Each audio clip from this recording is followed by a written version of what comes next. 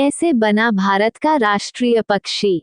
मोर को भारत का राष्ट्रीय पक्षी चुने देवी और देवता का एक वाहन होता है। हालांकि देवी देवताओं को कहीं आने जाने के लिए वाहन की जरूरत नहीं, लेकिन इससे ये समझे कि उक्त वाहनों का कितना महत्व है। आओ जानते हैं कि देवी देवताओं के वाहनों की असली कहानी। देवी देवताओं ने अपने वाहन के रूप में कुछ। क्या है देवी देवताओं के वाहनों का रहस्य? आखिर पशु पक्षी ही क्यों चुने गए वाहन के लिए? क्या है देवी देवताओं के वाहनों का रहस्य? आखिर पशु पक्षी ही क्यों चुने गए वाहन के लिए? प्रत्येक देवी और देवता का एक वाहन होता है। हालांकि देवी देवताओं को कहीं आने जाने के लिए वाहन की जरूरत नहीं, लेकिन इससे ये समझे कि उक्त वाहनों का कितना महत्व है। आओ जानते हैं कि देवी देवताओं के वाहनों की असली कहानी। देवी देवताओं ने अपने वाहन के रूप में कुछ पशु या पक्षियों को चुना है, तो इसके पीछे उनकी विशिष्ट योग्यता ही रही है।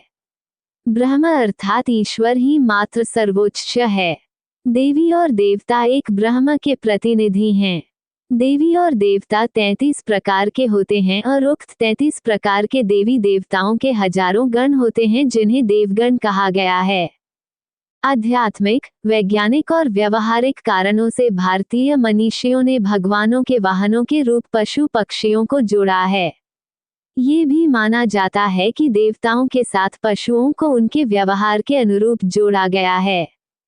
अगर पशुओं को भगवान के साथ नहीं जोड़ा जाता तो शायद पशु के प्रति हिंसा का व्यवहार और ज्यादा होता। भारतीय मनीषियों ने प्रकृति और उसमें रहने वाले जीवों की रक्षा का एक संदेश दिया है। हर पशु किसी न किसी भगवान का प्रतिनिधि है, उनका वाहन है, इसलिए इनकी हिंसा नहीं करनी चाहिए। विष्णु जी का वाहन गरुड़। माना जाता है कि गिद्धों गरुड़ की एक ऐसी प्रजाति थी जो बुद्धिमान मानी जाती थी और उसका काम संदेश को इधर से उधर ले जाना होता था, जैसे कि प्राचीन काल से कबूतर भी यह कार्य करते आए हैं। भगवान विष्णु का वाहन है गरुड़। प्रजापति कश्यप की पत्नी विंता के 2 पुत्र हुए गरुड़ और अरुण।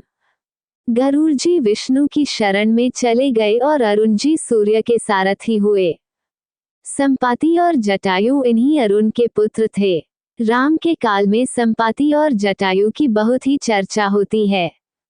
ये दोनों भी दंडकारण्य क्षेत्र में रहते थे। खासकर मध्य प्रदेश छत्तीसगढ़ में इनकी जाति के पक्षियों की संख्या अधिक थी। छत्तीसगढ़ के दंडकारण्य में गिद्धराज जटायु का मंदिर है। स्थानीय मान्यता के मुताबिक दंडकारण्य के आकाश में ही रावण और जटायु का युद्ध हुआ था और जटायु के कुछ अंग दंडकारण्य में आ गिरे थे, इसीलिए यहाँ एक मंदिर है। दूसरी ओर मध्य प्रदेश के देवास जिले की तहसील बागली में जटाशंकर नाम का एक स्थान है, जिसके बारे में कहा जाता है कि गिद्धराज जटायु वहां तपस्या करते थे। जटायु पहला ऐसा पक्षी था जो भगवान राम के लिए बलिदान हो गया था। जटायु का जन्म कहाँ हुआ ये पता नहीं, लेकिन उनकी मृत्यु दंडकारण्य में हुई। मां लक्ष्मी का वाहन उल्लू। उल्लू सबसे बुद्धिमान निशाचरी प्राणी होता है। उल्लू को भूत और भविष्य का ज्ञान पहले से ही हो जाता है। उल्लू को भारतीय संस्कृति में शुभता और धन संपत्ति का प्रतीक माना जाता है। जब पूरी दुनिया सो रही होती है तब ये जागता है। यह अपनी गर्दन को 170 अंश तक घुमा लेता है। ये रात्रि में उड़ते समय पंख की आवाज नहीं निकालता है और इसकी आंखें कभी नहीं झपकती है। उल्लू का हु उच्चारण एक मंत्र है। उल्लू कैसे बना लक्ष्मी का वाहन? प्राणी जगत की संरचना करने के बाद एक रोज सभी देवी देवता धरती पर विचरण के लिए आए। जब पशु पक्षियों ने उन्हें पृथ्वी पर घूमते हुए देखा तो उन्हें अच्छा नहीं लगा और वो सभी एकत्रित होकर उनके पास गए और बोले, आपके द्वारा उत्पन्न होने पर हम धन्य हुए हैं। हम आपको धरती पर जहाँ चाहेंगे वहाँ ले चलेंगे। कृपया आप हमें वाहन के रूप में चुनें और हमें कृतार्थ करें। देवी देवताओं ने उनकी बात मानकर उन्हें अपने वाहन के रूप में चुनना आरंभ कर दिया। जब लक्ष्मी जी की बारी आई तब वह असमंजस में पड़ गई किस पशु पक्षी को अपना वाहन चुने। इस बीच पशु पक्षियों में भी होड़ लग गई कि वह लक्ष्मी जी के वाहन बने। इधर लक्ष्मी जी सोच विचार कर ही रही थी, तब तक पशु पक्षियों में लड़ाई होने लगी गई। इस पर लक्ष्मी जी ने उन्हें चुप कराया और कहा कि प्रत्येक वर्ष कार्तिक अमावस्या के दिन मैं पृथ्वी पर विचरण करने आती हूँ। उस दिन मैं आप में से किसी एक को अपना वाहन बनाऊंगी। कार्तिक अमावस्या के रोज सभी पशु पक्षी आंखें बिछाए लक्ष्मी जी की राह निहारने लगे। रात्रि के समय जैसे ही लक्ष्मी जी धरती पर पधारी, उल्लू ने अंधेरे में अपनी तेज नजरों से उन्हें देखा और तीव्र गति से उनके समीप पहुंच गया और उनसे प्रार्थना करने लगा कि आप मुझे अपना वाहन स्वीकारें। लक्ष्मी जी ने चारों ओर देखा, उन्हें कोई भी पशु या पक्षी वहां नजर नहीं आया। तो उन्होंने उल्लू को अपना वाहन स्वीकार कर लिया। तभी से उन्हें उल्लूक वाहिनी कहा जाता है। मां सरस्वती का वाहन हंस। हंस पवित्र, जिज्ञासु और समझदार पक्षी होता है। ये जीवन पर्यंत एक हंसनी के ही साथ रहता है। परिवार में प्रेम और एकता का ये सबसे श्रेष्ठ उदाहरण है। इसके अलावा हंस अपने चुने हुए स्थानों पर ही रहता है। तीसरी इसकी खासियत है कि यह अन्य पक्षियों की अपेक्षा सबसे ऊंचाई पर उड़ान भरता है और लंबी दूरी तय करने में सक्षम होता है। जो ज्ञानी होते हैं वे हंस के समान ही होते हैं और जो बुद्धत्व प्राप्त कर लेते हैं उनको परमहंस कहा गया है। ज्ञान की देवी मां सरस्वती के लिए सबसे बेहतर वाहन हंस ही हो सकता था। मां सरस्वती का हंस पर विराजमान होना ये बताता है कि ज्ञान से ही जिज्ञासा को शांत किया जा सकता है। ज्ञान से ही जीवन में पवित्रता, नैतिकता, प्रेम और सामाजिकता का विकास होता है। ज्ञान क्या है? जो भी अज्ञान है उसे जान लेना ही ज्ञानी होने का प्रथम लक्षण है। शिव जी का वाहन नंदी बैल। शिव के एक गण का नाम है नंदी। प्राचीनकालीन किताब कामशास्त्र, धर्मशास्त्र, अर्थशास्त्र और मोक्षशास्त्र में से कामशास्त्र के रचनाकार नंदी ही थे। भारत में बैल खेती के लिए हल में जोते जाने वाला एक महत्वपूर्ण पशु रहा है। जिस तरह गायों में कामधेनु श्रेष्ठ है, उसी तरह बैलों में नंदी श्रेष्ठ है।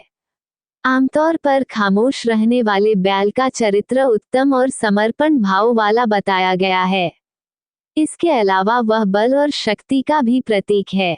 बैल को मोह माया और भौतिक इच्छाओं से परे रहने वाला प्राणी भी माना जाता है।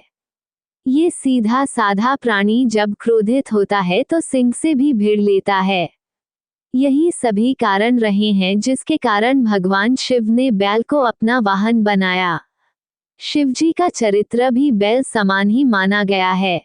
पौराणिक कथा अनुसार शिलाद ऋषि ने शिव की तपस्या के बाद नंदी को पुत्र रूप में पाया था। नंदी को उन्होंने वेदादि ज्ञान सहित अन्य ज्ञान भी प्रदान किया। एक दिन शिलाद ऋषि के आश्रम में मित्र और वरुण नाम के दो दिव्य संत पधारे और नंदी ने पिता की आज्ञा से उनकी खूब सेवा की। जब वे जाने लगे तो उन्होंने ऋषि को तो लंबी उम्र और खुशहाल जीवन का आशीर्वाद दिया, लेकिन नंदी को नहीं। तब शिलाद ऋषि ने उनसे पूछा कि उन्होंने नंदी को आशीर्वाद क्यों नहीं दिया। तब संतों ने कहा कि नंदी अल्पायु है। ये सुनकर शिलाद ऋषि चिंतित हो गए। पिता की चिंता को नंदी ने भांपकर पूछा, क्या बात है? तो पिता ने कहा कि तुम्हारी अल्पायु के बारे में संत कह गए हैं, इसीलिए चिंतित हूँ। ये सुनकर नंदी हंसने लगा और कहने लगा कि आपने मुझे भगवान शिव की कृपा से पाया है तो मेरी उम्र की रक्षा भी वही करेंगे, आप क्यों नाहक चिंता करते हैं। इतना कहते ही नंदी भुवन नदी के किनारे शिव की तपस्या करने के लिए चले गए। कठोर तप के बाद शिवजी प्रकट हुए और कहा, वरदान मांगो वत्स। तब नंदी के कहा कि मैं ताउम्र आपके सानिध्य में रहना चाहता हूँ। नंदी के समर्पण से प्रसन्न होकर भगवान शिव ने नंदी को पहले अपने गले लगाया और उन्हें बैल का चेहरा देकर उन्हें अपने वाहन, अपना दोस्त, अपने गणों में सर्वोत्तम के रूप में स्वीकार कर लिया। मां पार्वती का वाहन बाघ। माता पार्वती का वाहन बाघ है तो मां दुर्गा का वाहन शेर। माता दुर्गा को शेरावाली कहा जाता है। बाघ तो माता पार्वती का वाहन है। बाघ अदम्य साहस, क्रूरता, आक्रामकता और शौर्यता का प्रतीक है। ये तीनों विशेषताएं मां पार्वती के आचरण में भी देखने को मिलती है। बाघ की दहाड़ के आगे संसार की बाकी सभी आवाजें कमजोर लगती हैं। मां पार्वती का हृदय बहुत ही कोमल है। मां की पूजा यदि सच्चे मन और श्रद्धा के साथ की जाए तो हर बिगड़े कार्य बन जाते हैं। एक दिन मां पार्वती और भगवान शिव साथ बैठे थे। मजाक में ही शिवजी ने माता को काली कह दिया। मां को बहुत लगा और वो कैलाश छोड़कर एक वन में चली गई और कठोर तपस्या में लीन हो गई। इस बीच एक भूखा शेर मां पार्वती को खाने की इच्छा से वहां पहुंचा, किंतु वह वहीं चुपचाप बैठ गया। माता के प्रभाव के चलते वह बाघ भी तपस्या कर रही मां के साथ वहीं सालों चुपचाप बैठा रहा। मां ने हठ कर ली थी कि जब तक वो गौरी नहीं हो जाएगी तब तक वो यहीं तपस्या करेगी। तब शिवजी वहां प्रकट हुए और देवी को गौरा होने का वरदान देकर चले गए। फिर माता ने पास की ही नदी में स्नान किया और बाद में देखा कि एक बाघ वहां चुपचाप बैठा माता को ध्यान से देख रहा है। माता पार्वती को जब ये पता चला कि यह शेर उनके साथ ही तपस्या में यहाँ सालों से बैठा रहा है तो माता ने प्रसन्न होकर उसे वरदान स्वरूप अपना वाहन बना लिया। तब से मां पार्वती का वाहन बाघ हो गया। गणेश जी का वाहन मूषक। भगवानों ने अपनी सवारी बहुत ही विशेष रूप से चुनी। उनके वाहन उनकी चारित्रिक विशेषताओं को भी बताते हैं। शिवपुत्र गणेश जी का वाहन है मूषक। मूषक शब्द संस्कृत के मूष से बना है जिसका अर्थ है लूटना या चुराना। सांकेतिक रूप से मनुष्य का दिमाग मूषक, चुराने वाले यानी चूहे जैसा ही होता है। ये स्वार्थ भाव से घिरा होता है। गणेश जी का चूहे पर बैठना इस बात का संकेत है कि उन्होंने स्वार्थ पर विजय पाई है और जनकल्याण के भाव को अपने भीतर जागृत किया है। वैज्ञानिक मानते हैं कि मनुष्य और चूहे के मस्तिष्क का आकार प्रकार एक समान है। चूहे का किसी न किसी रूप में मनुष्य से कोई संबंध जरूर है, उसी तरह जिस तरह की चूहे और हाथी का। कार्तिकेय का वाहन मयूर। मोर भारत का राष्ट्रीय पक्षी है। ये पक्षी जितना राष्ट्रीय महत्व रखता है उतना ही धार्मिक महत्व भी। हिंदू पौराणिक कथाओं के अनुसार भगवान मुरुगन या कहीं कार्तिकेय का वाहन मोर है। एक मान्यता अनुसार अरब में रह रहे यजीदी समुदाय कुर्द धर्म के लोग हिंदू ही हैं और उनके देवता कार्तिकेय है जो मयूर पर सवार हैं। भारत में दक्षिण भारत में कार्तिकेय की अधिक पूजा होती है। कार्तिकेय को स्कंद भी कहा जाता है, जो शिव के बड़े पुत्र हैं। कार्तिकेय का वाहन मयूर है। एक कथा के अनुसार कार्तिकेय को यह वाहन भगवान विष्णु ने उनकी साधक क्षमता को देखकर ही भेंट किया था। मयूर का मन चंचल होता है। चंचल मन को साधना बड़ा ही मुश्किल होता है। कार्तिकेय ने अपने मन को साथ रखा था। वहीं एक अन्य कथा में इसे दंभ के नाशक के तौर पर कार्तिकेय के साथ बताया गया है। इंद्र का वाहन सफेद हाथी। आजकल सफेद हाथी तो बहुत कम पाए जाते हैं। इंद्र ने अपना वाहन ऐरावत नामक एक हाथी को बनाया। समुद्र मंथन के दौरान 14 रत्नों में से एक ऐरावत की भी उत्पत्ति हुई थी। हाथी शांत, समझदार और तेज बुद्धि का प्रतीक है। ऐरावत को 4 दांतों वाला बताया गया है। ऐरा का अर्थ जल है, अतः ऐरावत समुद्र से उत्पन्न हाथी को ऐरावत नाम दिया गया है। महाभारत भीष्म पर्व के 8वें अध्याय में भारतवर्ष से उत्तर के भूभाग को उत्तर कुरु के बदले ऐरावत कहा गया है। जैन साहित्य में भी यही नाम आया है। यह उत्तर कुरु दरअसल उत्तरी ध्रुव में स्थित था। संभवतः वहां प्राचीन काल में इस तरह के हाथी होते होंगे जो बहुत ही सफेद और 4 दांतों वाले रहे होंगे। वैज्ञानिक कहते हैं कि लगभग 35,000 वर्ष पूर्व उत्तरी ध्रुव पर बर्फ नहीं बल्कि मानव आबादी आबाद रहती थी। यमराज का वाहन भैंसा। यम नाम एक वायु होती है। मरने के बाद व्यक्ति उक्त वायु में जाकर स्थिर हो जाता है और फिर प्राकृतिक चक्र अनुसार पुनः धरती पर जन्म ले लेता है। यम नामक एक देवता हैं जिनको मृत्यु का देवता कहते हैं। ये दक्षिण दिशा के दिक्पाल कहे जाते हैं। यमराज को भैंसे पर सवार बताया गया है। भैंसा एक सामाजिक प्राणी होता है। सभी भैंसे मिलकर एक दूसरे की रक्षा करते हैं। यह एकता का प्रतीक है। भैंसा अपनी शक्ति और फुर्ती के लिए भी जाना जाता है। भैंसा अपनी शक्ति का कभी दुरुपयोग नहीं करता। भैंसा अपनी आत्मरक्षा में ही किसी पर हमला करता है।